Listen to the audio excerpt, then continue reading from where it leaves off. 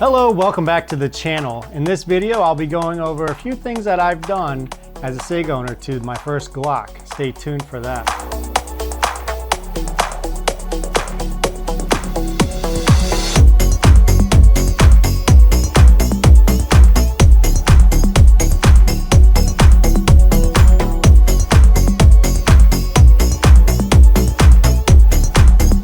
So I'm a SIG owner, I'm a SIG fan. I own only SIGs. I carry every day with the SIG and I only shoot SIGs really, besides my shotguns and rifles. But I wanted a 10mm pistol and there aren't too many options out there. There are SIG options. You could get the SIG P220. However, that's only if you want to spend over $1,000. I found out that Glock makes a really great 10mm pistol and this holds 15 rounds. And that was one of the primary reasons why I bought this pistol. Other than that, it is actually pretty affordable, between the $500 to $600 range. The only issue is I'm not so good at shooting Glocks anyway because I've stayed away from them due to the blockiness of it, the squarish feel in my hand, the edges of the grip digging into my fingers, and especially this grip angle. Another bad thing I don't like are their triggers with the trigger safety. So let's start with the grip. This is the Glock 20SF Gen 3 pistol and it had finger grooves in it. And right away, I shaved those off before I even took my first shots. The finger grooves don't fit my hands particularly well, and the edges were a little bit squarish where they would be digging into the between the knuckles of my fingers. And that made it uncomfortable. Here, I'm gonna show you guys a little bit of close-up of the grip. You can see that's a little bit more straighter now, down towards the back. No finger grooves. I also shaved a little bit of an undercut here, under the trigger guard. And there's the back. And in my other video, you can see my first shots with it and what I thought about it. I added obviously this skateboard tape. I talked about it in that video. It gives it a really good aggressive non-slip feel, especially with the type of texturing that Glock does stock on their grip. It's not the best and it does get a little slippery if your hands get sweaty. So this skateboard tape really helps. After taking a few of my shots, you can see in that video that I was kind of shooting high on a few of my shots. I had to train myself to get that front sight down a little bit. But when I did that, I could still feel that the hump in the grip would be touching the bottom of my hand and pretty much forcing that muzzle up. Recently, I've actually cut off the hump of the grip and I've filled it in with some JB Weld, sanded it smooth, and put the skateboard tape back over it. I'll show you guys a few of the pictures of me doing that.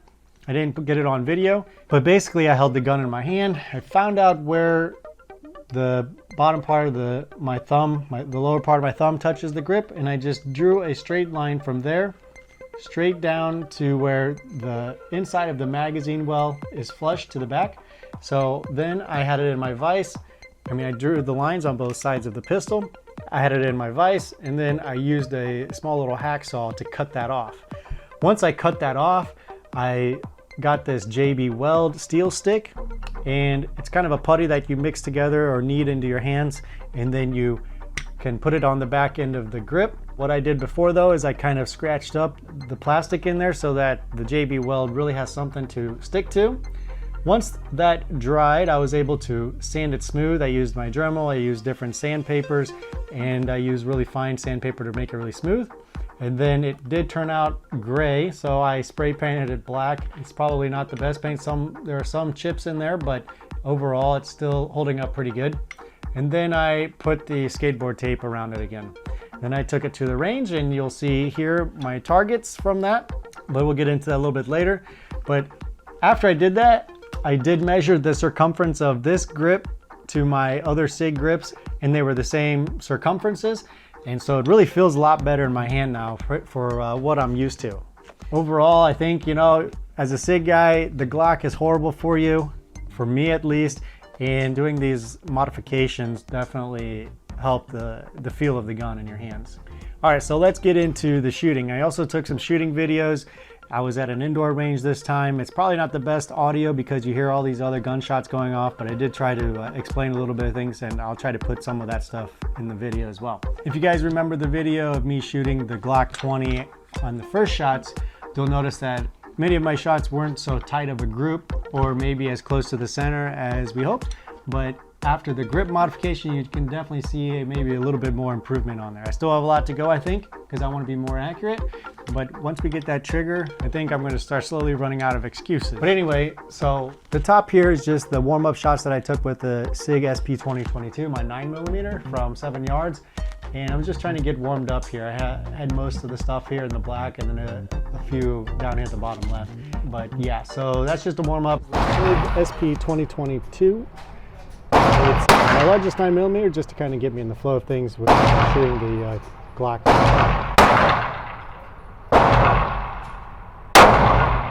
Yep, you're back on.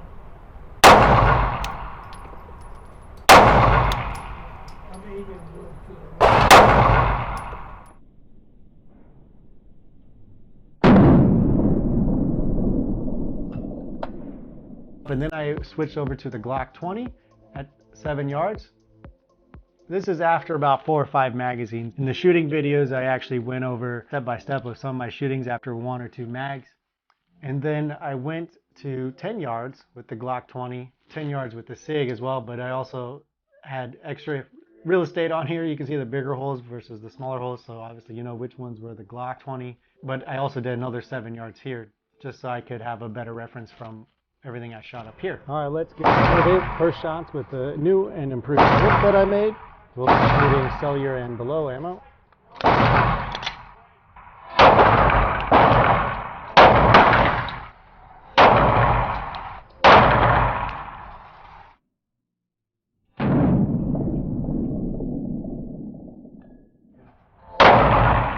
First shot looks good.